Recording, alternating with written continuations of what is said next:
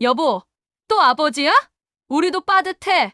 솔직히 젊었을 때 준비 안 한 건 본인 탓 아니야? 문 안에서 들려온 그 목소리에 정혜수의 손끝이 얼어붙었습니다. 그는 초인종을 누르려던 손을 천천히 내렸어요. 빗방울이 그의 어깨를 적셨지만 그는 움직일 수 없었습니다. 이 순간이 오기까지 그에게는 30년의 시간이 있었어요. 정혜수는 지방 공기업 기술직으로 평생을 일했습니다. 한 번도 지각하지 않았고 회사 일에 최선을 다했죠. 퇴근길엔 항상 집으로 곧장 향했어요. 가족을 위해 산다는 게 그의 자부심이었습니다. 월급날이면 제일 먼저 아이들 학원비부터 챙겼어요. 아들 재훈이의 수학 과외비, 딸 지은이의 피아노 학원비.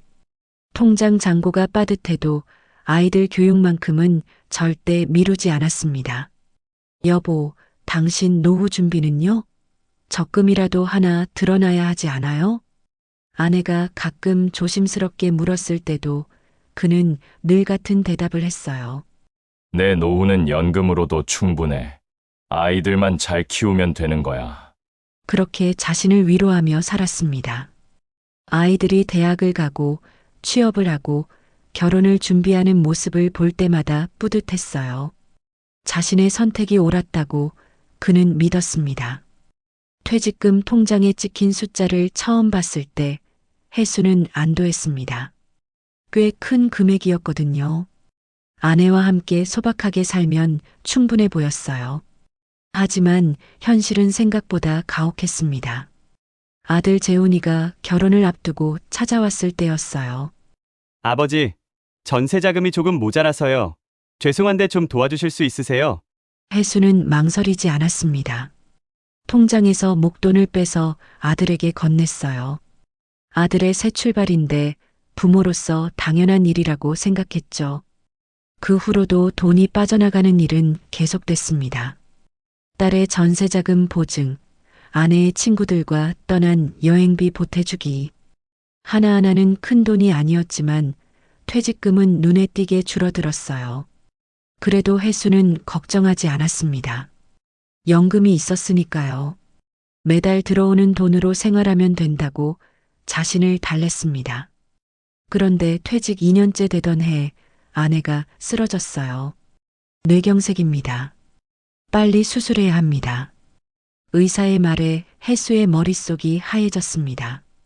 수술비, 입원비, 재활치료비. 병원 측에서 건넨 예상비용 명세서를 보는 순간 손이 떨렸어요. 통장 잔고로는 턱없이 부족했습니다. 혜수는 급하게 대출을 알아봤어요. 하지만 나이가 많고 소득이 없다는 이유로 은행들은 고개를 저었습니다. 결국 그는 이금융권으로 그리고 사채로 손을 뻗었어요. 이자가 좀 높긴 한데 나중에 정리하면 되겠지. 그렇게 스스로를 설득하며 돈을 빌렸습니다. 아내의 생명이 달린 문제였으니까요. 수술은 성공했지만 아내는 혼자 움직일 수 없게 됐어요. 24시간 간병이 필요했습니다. 간병인 비용, 약가, 재활치료비가 매달 눈덩이처럼 불어났어요. 연금만으로는 도저히 감당할 수 없었습니다. 혜수는 밤마다 계산기를 두드렸어요. 이자와 생활비, 병원비를 계산하다 보면 새벽이 됐습니다. 잠은 점점 줄어들었고 흰머리는 늘어났죠. 사채업자들의 전화가 하루에도 몇 번씩 걸려왔어요. 정 사장님, 이번 달 이자라도 입금해 주셔야죠. 안 그러면 저희도 방법이 있습니다. 협박조의 목소리가 귓가에 맴돌았습니다. 혜수는 더 이상 버틸 수 없다는 걸 깨달았어요. 자존심을 내려놓고 그는 아들에게 전화를 걸었습니다. 재훈아, 아버지가 좀 급한 일이 생겼는데 잠깐 볼 수 있을까? 아들의 목소리는 조심스러웠어요. 아버지, 이번 주는 좀 바빠서요. 다음 주에 뵙죠. 그렇게 한 주가 지나고 또 한 주가 지났습니다. 결국 혜수는 직접 아들의 집으로 향했어요. 비가 내리는 저녁이었습니다.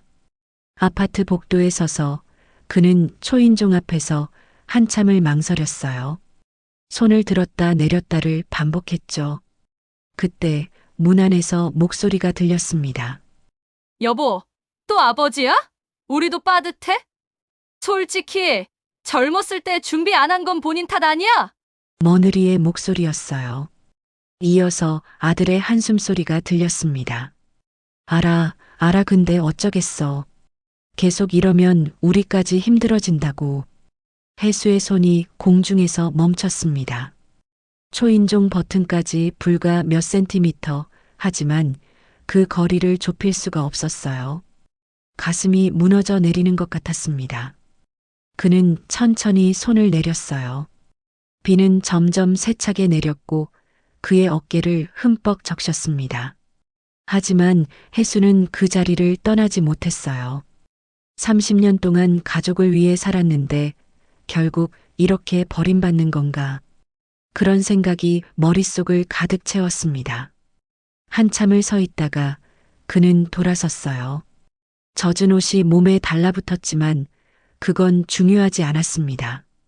집으로 돌아가는 길 혜수는 멍하니 걸었어요. 아내가 누워있는 반지하 월세방이 떠올랐습니다.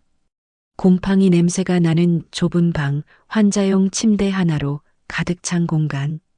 어떻게 돌아가서 당신 얼굴을 보지? 그는 혼잣말을 중얼거렸어요. 집 앞에 도착했을 때 우편함에 봉투 하나가 꽂혀 있었습니다. 은행 로고가 선명하게 찍혀 있었죠. 떨리는 손으로 봉투를 열었어요. 연체가 계속될 시 담보 부동산 경매 절차를 진행합니다. 문장 하나가 그렇게 잔인할 수 있었습니다. 혜수는 봉투를 손에 쥔 채 멍하니 서 있었어요. 담보 부동산이라는 단어가 눈에 들어왔습니다. 그게 바로 자신이 30년 동안 살아온 집을 의미한다는 걸 그는 알고 있었죠. 이럴 리가 없는데. 그는 중얼거리며 집 안으로 들어갔어요. 아내는 침대에 누워 잠들어 있었습니다. 고요한 숨소리만 방 안에 울렸죠. 혜수는 식탁에 앉아 서류를 다시 펼쳤어요. 연체 금액, 이자, 최종 경고. 차갑고 정확한 숫자들이 그를 짓눌렀습니다. 다음 날 아침 그는 은행을 찾아갔어요. 조금만 시간을 주시면 안 될까요? 제발 부탁드립니다. 창구 직원은 안타까운 표정을 지었지만 고개를 저었습니다. 죄송합니다. 규정상 어쩔 수 없습니다. 이미 여러 차례 통보를 드렸고요. 혜수는 무릎이 꺾이는 것 같았어요. 하지만 그는 고개를 숙인 채 은행을 나왔습니다. 집으로 돌아오는 길 그는 동네를 천천히 걸었어요. 30년 전 처음 이사 왔을 때가 떠올랐습니다. 아이들 손을 잡고 골목을 걸었던 기억, 아내와 함께 장을 보러 다니던 시장길. 여기서 평생 살 줄 알았는데 혼잣말이 바람에 흩어졌어요. 몇 주 후 경매 공고가 났습니다. 혜수는 경매일에 법원에 갔어요. 혹시나 하는 마음이었습니다. 누가 자신의 집을 가져가는지 눈으로라도 보고 싶었죠. 경매장은 생각보다 많은 사람들로 붐볐어요. 대부분 젊은 사람들이었습니다. 서류를 들고 무언가 계산하며 차분하게 대화를 나누고 있었죠. 이 물건 괜찮네요. 시세보다 30% 싸게 나왔어요. 노후 대비 못한 사람들 거 요즘 많이 나와요. 싸게 사면 리모델링에서 남죠. 중개인과 젊은 투자자가 나누는 대화가 혜수의 귀에 들어왔습니다. 그는 주먹을 꽉 쥐었어요.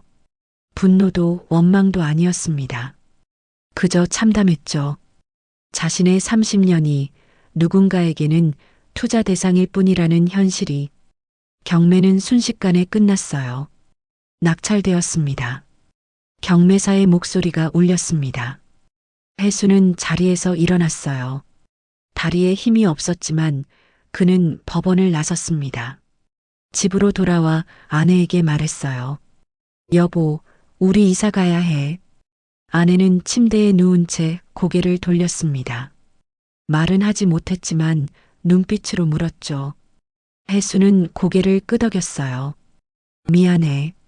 내가 제대로 준비 못해서. 이사 날이 다가왔습니다. 혜수는 집안을 정리하며 추억을 마주했어요. 거실 벽에는 아이들 키를 재던 연필 자국이 남아 있었습니다. 부엌 한쪽에는 아내가 직접 골랐던 꽃무늬 벽지가 붙어 있었죠. 아빠, 이거 다 버려야 돼요? 딸 지은이가 짐을 정리하러 왔을 때 물었어요. 혜수는 고개를 끄덕였습니다. 응, 새 집이 작아서 다 가져갈 순 없어. 지은이는 눈시울을 붉혔어요. 하지만 아무 말도 하지 않았습니다. 그저 묵묵히 짐을 정리했죠. 이삿짐을 실은 트럭이 떠나고 혜수와 아내만 남았어요. 그는 빈 집을 천천히 둘러봤습니다. 잘 살았어, 우리. 아내의 휠체어를 밀며 그는 작은 목소리로 말했어요. 아내가 그의 손을 꼭 쥐었습니다. 새로 이사한 곳은 반지하 월세방이었어요. 집주인이 문을 열어주며 말했습니다. 보증금 적고 월세도 싼 편이에요. 근데 습기가 좀 차니까 환기 자주 시키세요. 혜수는 고개를 끄덕였어요. 선택의 여지가 없었습니다. 방은 생각보다 훨씬 좁았어요. 환자용 침대 하나만 들어가도 방의 절반이 차지됐습니다. 벽에는 곰팡이 자국이 군데군데 보였죠. 여보, 조금만 참아. 내가 뭐라도 해서 나은 대로 옮길게.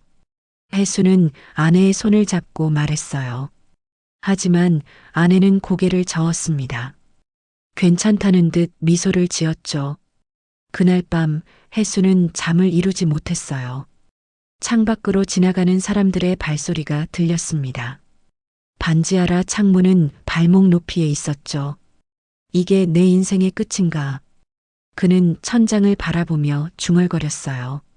다음 날부터 혜수는 일자리를 찾아다녔습니다. 하지만 나이가 걸림돌이었어요. 죄송합니다. 저희는 60세 이하만 채용합니다. 경력은 좋으신데 체력적으로 힘드실 것 같아서요. 어디를 가도 같은 대답이 돌아왔습니다. 한 달, 두 달이 지나며 통장 잔고는 바닥을 드러냈어요. 월세를 내고 나면 생활비가 남지 않았습니다. 아내의 약값을 아끼기 시작했죠. 이 약은 안 먹어도 되는 거 아니에요? 혜수가 간호사에게 물었어요. 간호사는 고개를 저었습니다. 이건 꼭 드셔야 하는 약입니다. 끊으시면 안 돼요. 그는 고개를 끄덕였지만 결국 약 일부를 줄였어요. 다른 방법이 없었습니다. 아내의 상태는 조금씩 나빠졌어요. 기침이 잦아졌고 얼굴색이 창백해졌습니다. 혜수는 알고 있었어요. 약을 제대로 못 먹어서라는 걸. 여보, 조금만 더 버티자. 곧 나아질 거야. 그는 매일 같은 말을 반복했습니다. 하지만 그 약속은 지켜지지 않았어요. 어느 날 새벽 아내의 숨소리가 이상했습니다. 여보, 여보. 혜수가 아내를 흔들었어요. 하지만 아내는 눈을 뜨지 못했습니다. 그는 급히 119에 전화를 걸었죠. 주소가 어떻게 되세요? 반지하 월세방입니다. 빨리 좀 와주세요. 구급차가 도착했을 때 이미 늦었어요. 유가족분이세요? 심폐소생술을 시도했지만 죄송합니다. 구급대원의 말에 혜수는 주저앉았습니다. 안 돼, 안 돼. 그는 아내의 손을 놓지 않았어요. 차가워진 손이었지만 그는 계속 붙잡고 있었습니다. 장례식장은 한산했어요. 아들 재훈이와 딸 지은이가 왔지만 오래 머물지 않았습니다. 아버지, 회사 일이 있어서 올해는 못 있어요. 연락 주세요. 재훈이가 조심스럽게 말했어요. 혜수는 고개만 끄덕였습니다. 그래, 가봐라. 바쁜데 와줘서 고맙다. 자식들이 떠나고 빈 장례식장에 혼자 남았어요. 영정사진 속 아내가 미소 짓고 있었습니다. 여보, 미안해. 내가 제대로 못 지켜줘서. 혜수는 영정 앞에 무릎을 꿇었어요. 눈물이 멈추지 않았습니다. 장례를 치르고 반지하 방으로 돌아왔을 때 집은 더 텅 비어 보였어요. 환자용 침대도 치웠습니다. 이제 아무것도 남지 않았죠.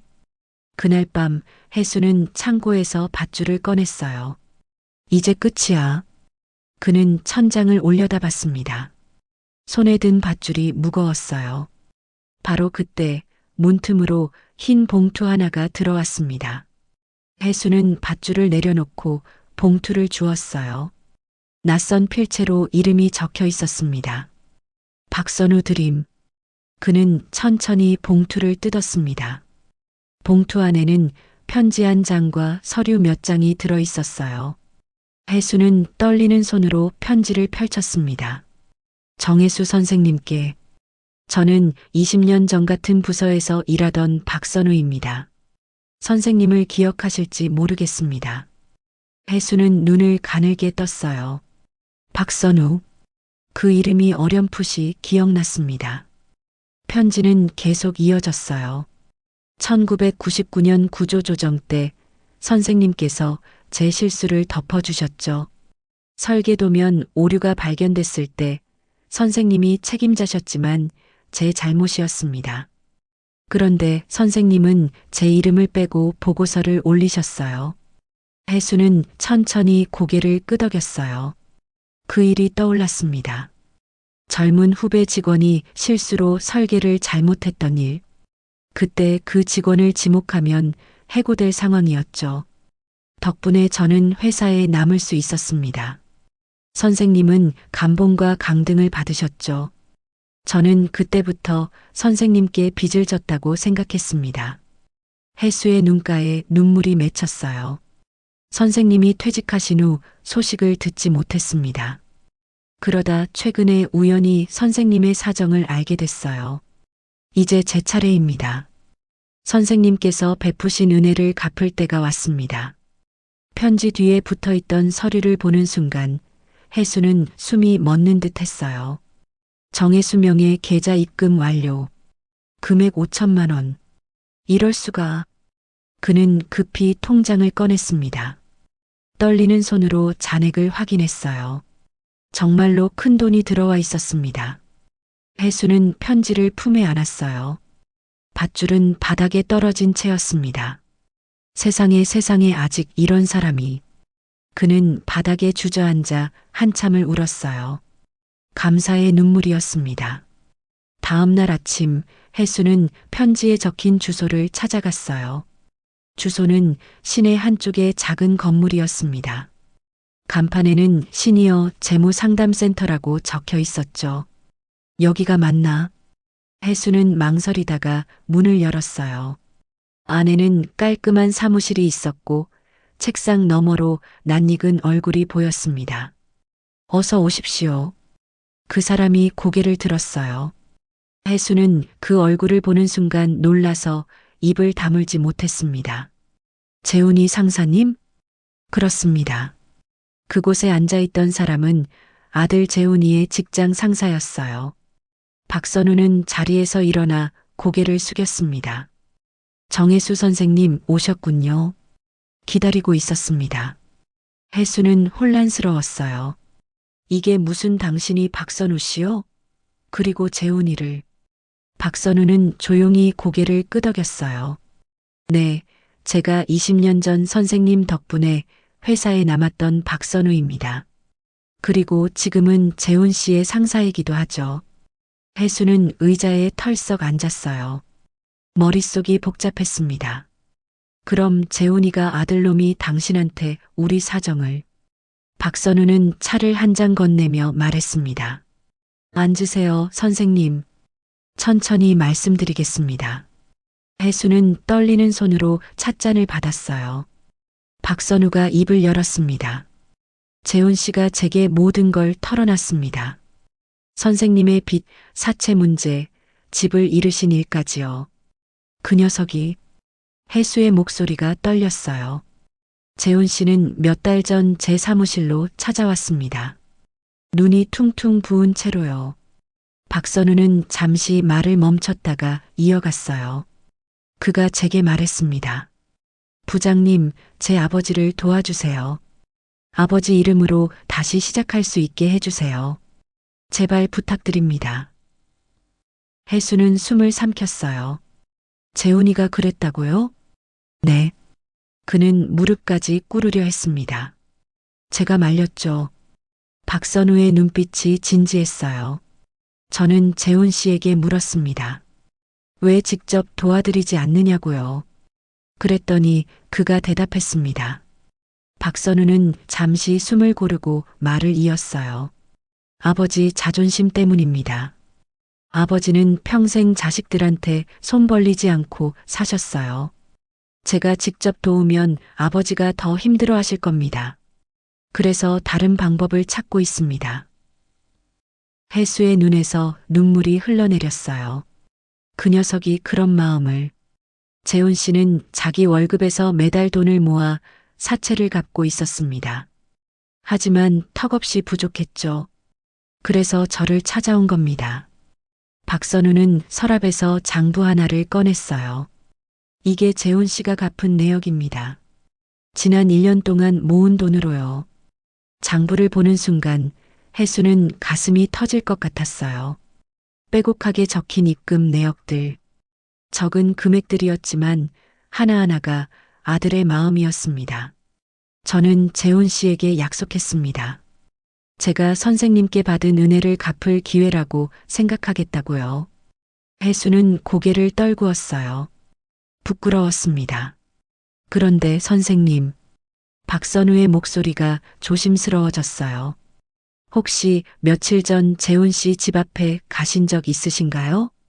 혜수는 깜짝 놀라 고개를 들었어요. 어떻게? 재훈 씨가 말했습니다. 그날 밤 현관문에서 인기척을 느꼈다고요. 확인해 보니 젖은 발자국이 있었다고 합니다. 박선우는 잠시 말을 멈췄다가 이어갔습니다.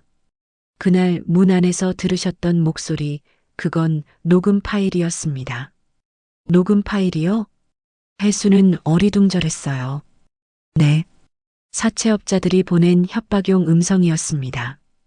재훈 씨 부부의 목소리를 흉내낸 거죠. 그들이 선생님을 심리적으로 압박하려고 만든 겁니다. 혜수는 머리가 멍해졌어요. 그럼 재훈이와 며느리는 선생님을 원망한 적이 없습니다. 오히려 걱정하고 있었어요. 바로 그때 상담센터 문이 열렸어요. 아버지. 들어온 사람은 아들 재훈이었습니다. 그리고 그 옆에는 며느리 수진이가 서 있었어요. 혜수는 자리에서 벌떡 일어났습니다. 재훈아. 재훈이는 아버지에게 다가와 무릎을 꿇었어요. 아버지, 죄송합니다. 제가 더 빨리 알아차렸어야 했는데. 며느리 수진이도 눈물을 닦으며 말했습니다. 아버님, 저희가 숨긴 게 많았어요. 아버님이 더 상처받으실까봐 그래서 몰래 빚을 갚고 있었습니다. 혜수는 두 사람을 바라봤어요. 목이 메어 말이 나오지 않았습니다. 재훈이가 고개를 들었어요. 아버지, 사실 저희가 집을 알아보고 있었어요. 아버지와 함께 살 수 있는 집이요. 조금만 더 기다려주세요. 혜수는 아들을 끌어안았어요. 미안하다, 재훈아. 아버지가 너희를 오해했구나. 아니에요, 아버지. 저희가 부족했어요. 부자는 한참을 끌어안고 있었습니다. 박선우와 수진이도 눈가를 붉혔어요. 한참 후 혜수는 몸을 떼며 물었어요. 그런데 재훈아, 너희 돈은 어떻게? 재훈이는 쓴웃음을 지었습니다. 아버지, 저도 빚이 좀 있어요. 대출받아서 갚고 있습니다. 괜찮아요. 제가 일하면 되니까요. 혜수는 가슴이 미어졌어요. 이 녀석아, 왜 그렇게까지? 아버지가 저희한테 그렇게 해주셨잖아요. 평생 동안요. 재훈이의 목소리가 떨렸습니다. 박선우가 조용히 말했어요. 선생님, 이제 새로 시작하시면 됩니다. 제가 도와드리겠습니다. 그리고 재훈 씨 가족도 함께 할 겁니다. 혜수는 고개를 끄덕였어요. 오랜만에 가슴속에서 따뜻한 기운이 퍼졌습니다. 고맙습니다. 정말 고맙습니다. 그는 세 사람을 번갈아 바라보며 말했어요. 세상에 버림받았다고 생각했는데 사실은 자신이 세상을 오해하고 있었던 거였습니다. 며칠 후 혜수는 박선우의 상담센터에 다시 찾아왔어요. 이번에는 재훈이도 함께였습니다. 박선우가 서류를 펼쳐 보이며 말했어요. 선생님, 우선 급한 불부터 꺼야 합니다. 사체 정리부터 시작하죠. 하지만 돈이. 혜수가 말을 흐렸을 때 재훈이가 입을 열었습니다. 아버지, 제가 보증을 서겠습니다. 은행 대출로 갈아타면 이자라도 줄일 수 있어요. 안 돼, 재훈아. 내가 왜 그런 짐을. 아버지. 재훈이는 아버지의 손을 잡았어요. 저한테는 짐이 아니에요. 아버지가 평생 저한테 해주신 것에 비하면 아무것도 아닙니다. 혜수는 아들의 손을 꼭 쥐었어요. 말없이 고개를 끄덕였습니다. 박선우가 계속 설명했어요. 그리고 선생님, 일자리도 하나 있습니다. 여기 상담센터에서 일해주시면 어떨까요? 내가요? 하지만 난 재무 전문가도 아닌데. 아닙니다, 선생님. 박선우는 진지한 얼굴로 말했어요. 선생님께는 경험이 있습니다. 노후 준비 없이 퇴직한 사람의 마음을요.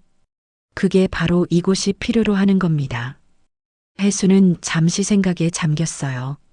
내 이야기를 다른 사람들에게 들려주는 건가요? 네. 선생님의 경험이 누군가에게는 경고가 될 수 있습니다. 그리고 희망도요. 박선우의 말에 혜수는 천천히 고개를 끄덕였어요. 좋습니다. 해보겠습니다. 그날부터 혜수의 새로운 삶이 시작됐어요. 처음 몇 주는 교육을 받았습니다. 연금제도, 노후 자금 계획, 복지 혜택 같은 기본적인 내용들이었죠. 혜수는 열심히 공부했어요. 이런 게 있었구나. 내가 진작 알았더라면. 그는 교재를 보며 혼잣말을 했습니다. 후회도 됐지만 이제라도 배울 수 있다는 게 감사했어요. 한 달 후 혜수는 첫 강연을 하게 됐습니다. 동네 복지관에서 노인들을 대상으로 한 강연이었어요. 혜수는 강연장에 서서 떨리는 목소리로 시작했습니다. 안녕하십니까? 저는 정혜수라고 합니다.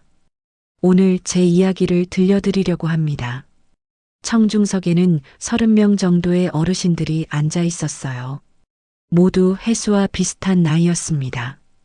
저는 30년을 성실하게 일했습니다. 한 번도 빠지지 않고 가족을 위해 최선을 다했죠.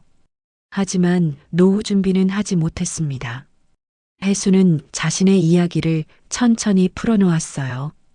퇴직금이 사라진 과정, 아내의 병, 사체에 손을 댄 일, 집을 잃은 순간. 청중석에서 한숨소리가 들렸습니다. 공감하는 분들이 많았어요. 저는 아들 집 앞에서 초인종을 누르지 못했습니다. 자식에게 짐이 되는 게 두려웠거든요. 혜수의 목소리가 떨렸어요. 하지만 제가 틀렸습니다. 제 자식은 저를 버린 게 아니었어요. 오히려 묵묵히 저를 지켜주고 있었습니다. 그는 재훈이가 갚아온 빚 내역을 보여줬어요. 이게 제 아들이 1년 동안 모아서 갚은 돈입니다. 적은 금액이지만 아들의 마음이 담겨 있죠. 청중석 여기저기서 눈물을 닦는 소리가 들렸어요. 여러분, 노후는 돈만이 아닙니다. 물론 돈도 중요합니다. 하지만 더 중요한 건 가족과의 소통입니다. 혜수는 단호하게 말했어요. 준비하지 못했다면 솔직하게 말하세요. 숨기면 더 큰 문제가 됩니다. 자식들에게 미안해하지만 말고 함께 해결책을 찾으세요. 강연이 끝나고 한 할머니가 다가왔어요. 선생님, 우리 집 사정이 선생님이랑 비슷해요. 어떻게 하면 좋을까요? 혜수는 그 할머니와 한참을 이야기했습니다. 같은 아픔을 겪은 사람으로서 진심을 담아 조언했어요. 그날 이후 혜수는 여러 복지관을 돌며 강연을 했습니다. 노후 준비는 빠를수록 좋습니다. 하지만 늦었다고 포기하지 마세요. 지금부터라도 시작하면 됩니다. 그의 강연은 입소문을 탔어요. 점점 더 많은 곳에서 초청이 들어왔습니다. 어느 날 강연이 끝나고 혜수는 혼자 정리를 하고 있었어요. 그때 누군가 박수를 쳤습니다. 짝, 짝, 짝. 혜수는 고개를 돌렸습니다.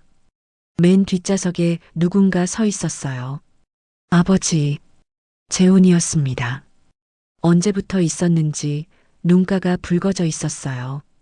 재훈아, 내가 왜? 강연 들으러 왔어요. 아버지가 이렇게 멋진 분인지 오늘 처음 알았어요. 재훈이는 아버지에게 다가왔습니다. 죄송해요, 아버지. 제가 아버지를 제대로 몰랐어요. 무슨 소리야? 내가 뭘 잘못했다고. 아니에요. 재훈이는 고개를 저었어요. 저는 아버지가 약한 사람이라고 생각했어요. 노후 준비 못하고 빚에 쫓기고 도움이 필요한 사람이라고요. 혜수는 가만히 아들을 바라봤어요. 하지만 오늘 강연을 듣고 알았어요. 아버지는 강한 사람이에요. 넘어졌지만 다시 일어섰고 자신의 실수를 인정하고 다른 사람들을 돕고 계시잖아요. 재훈이의 목소리가 떨렸습니다. 아버지, 이제야 자랑스러워요. 정말로요. 혜수는 아들을 끌어안았어요. 두 사람은 한참을 그렇게 서 있었습니다. 며칠 후 재훈이가 편지 한 통을 건넸어요. 아버지, 이거 읽어보세요. 혜수는 편지를 펼쳤습니다. 재훈이의 손글씨였어요. 아버지, 우리가 미안했어요. 당신이 힘들어할 때 옆에 있어주지 못해서요. 하지만 이제 알았어요. 아버지가 보여준 삶이 제 인생의 교과서라는 걸요. 혜수는 편지를 읽으며 눈시울이 붉어졌어요. 넘어져도 일어서는 법, 실수를 인정하는 용기, 다른 사람을 돕는 마음. 아버지가 제게 가르쳐 주신 것들입니다. 편지는 계속 이어졌어요. 이제 제가 아버지를 지키겠습니다.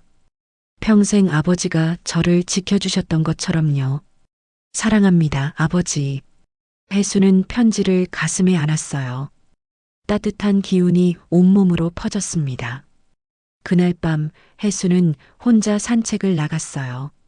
별이 총총한 밤하늘을 올려다봤습니다. 여보, 보고 있어요? 우리 재훈이 이렇게 컸어요. 그는 하늘을 향해 중얼거렸어요. 당신 걱정 안 해도 돼요. 나 이제 괜찮아요. 아니, 괜찮아질 거예요. 바람이 불어왔습니다. 마치 아내가 대답하는 것 같았어요. 혜수는 미소를 지으며 걸음을 옮겼습니다. 앞으로 갈 길이 아직 멀었지만 이제는 두렵지 않았어요. 곁에 함께할 사람들이 있었으니까요. 6개월이 흘렀습니다. 혜수는 이제 상담센터의 정식 상담사가 됐어요. 매주 2번씩 복지관을 돌며 강연을 했고 상담센터에서는 찾아오는 어르신들과 1대1로 이야기를 나눴습니다. 어느 금요일 오후 70대 할아버지 한 분이 상담센터를 찾아왔어요. 저 좀 늦은 건 아닌지 모르겠습니다. 할아버지는 조심스럽게 말을 꺼냈어요. 혜수는 의자를 권하며 미소 지었습니다. 늦은 건 없습니다. 지금 시작하시는 게 가장 빠른 겁니다. 할아버지는 자신의 이야기를 털어놨어요. 퇴직금을 사업에 날리고 빚을 지고 자식들에게 말도 못하고 있다는 내용이었습니다. 저도 그랬습니다. 혜수는 자신의 경험을 나눴어요. 어떻게 사채에 손을 댔고 어떻게 집을 잃었고 어떻게 다시 일어섰는지를 천천히 이야기했죠. 할아버지의 눈에 눈물이 고였어요. 그럼 저도 다시 시작할 수 있을까요? 물론입니다. 하지만 혼자서는 힘듭니다. 가족과 함께 하세요. 혜수는 단호하게 말했어요. 숨기지 마세요. 솔직하게 말하면 가족들이 도와줄 겁니다. 제 아들이 그랬던 것처럼요. 할아버지는 고개를 끄덕이며 눈물을 닦았습니다. 그날 저녁 혜수는 재훈이네 집으로 초대받았어요. 반지하 월세방을 떠난 지 석 달이 지났습니다. 재훈이가 작은 빌라 한 채를 구했고 혜수를 위한 방을 마련해뒀어요. 아버지, 어서 오세요. 며느리 수진이가 반갑게 맞아줬습니다. 식탁에는 따뜻한 저녁상이 차려져 있었어요. 이렇게까지 안 해도 되는데. 아니에요, 아버님. 이제 자주 오셔야 해요. 수진이는 웃으며 말했습니다. 저녁을 먹으며 재훈이가 물었어요. 아버지, 요즘 강연은 어때요? 힘들지 않으세요? 힘들긴. 근데 보람 있어. 내 이야기가 누군가에게 도움이 된다는 게 신기해. 혜수는 수저를 놓으며 말했어요. 오늘도 한 분이 오셨는데 꼭 예전의 나를 보는 것 같더라. 숨기고 혼자 끙끙 앓고 자식들한테 짐이 될까봐 두려워하고. 재훈이는 아버지를 바라봤어요. 아버지가 그분한테 뭐라고 하셨어요? 가족에게 솔직하라고 했지. 나중으로 미루지 말고 지금 당장 말하라고. 혜수는 잠시 말을 멈췄다가 이어갔어요. 나중은 오지 않더라. 내가 그걸 뼈저리게 느꼈으니까. 식탁에 잠시 침묵이 흘렀습니다. 수진이가 조심스럽게 물었어요. 아버님, 어머님 생각 많이 나시죠? 혜수는 고개를 끄덕였어요. 매일 생각나지. 근데 이제는 미안함보다 감사함이 커. 그 사람 덕분에 나도 버텼고 재훈이 너희도 있으니까. 그는 며느리의 손을 가볍게 두드렸습니다. 수진아, 고맙다. 내가 재훈이 옆에 있어줘서. 수진이는 눈시울을 붉혔어요. 며칠 후 혜수는 큰 강연장에 섰습니다. 시청 주간 노후 준비 세미나였어요. 200명이 넘는 사람들이 청중석을 가득 메웠습니다. 안녕하십니까? 정혜수입니다. 혜수는 마이크를 잡고 천천히 말을 시작했어요. 오늘 제목은 나중은 오지 않는다입니다. 제 인생이 증명하는 말이죠. 그는 스크린에 사진 한 장을 띄웠어요. 30년 전 공기업에 입사했을 때 찍은 사진이었습니다. 이때 저는 생각했습니다. 열심히 일하면 되겠지.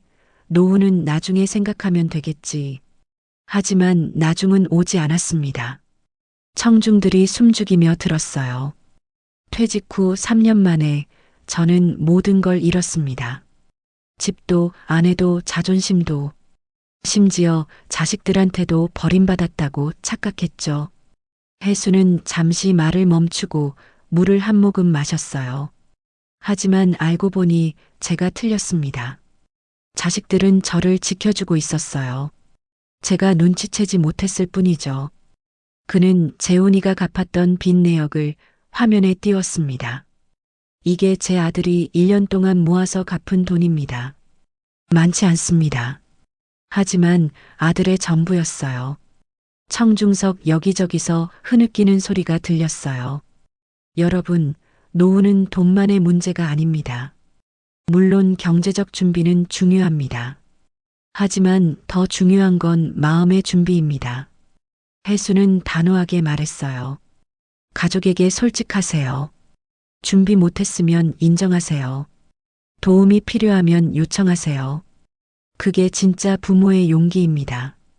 강연장이 조용해졌습니다. 나중으로 미루지 마세요. 오늘이 가장 이른 날입니다. 지금 시작하세요.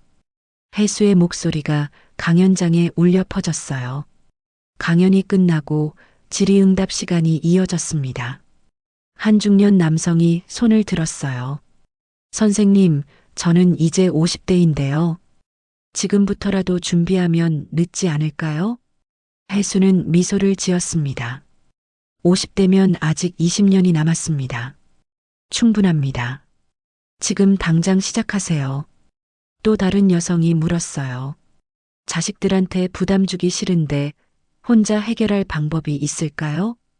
혼자 해결하려고 하지 마세요. 혜수는 고개를 저었어요. 저도 그러다가 더 큰 문제를 만들었습니다. 가족은 함께 짐을 나눠야 합니다. 그게 가족입니다. 질문은 계속 이어졌고 혜수는 성심성의껏 답했어요. 강연이 완전히 끝나고 한 노인이 혜수에게 다가왔습니다.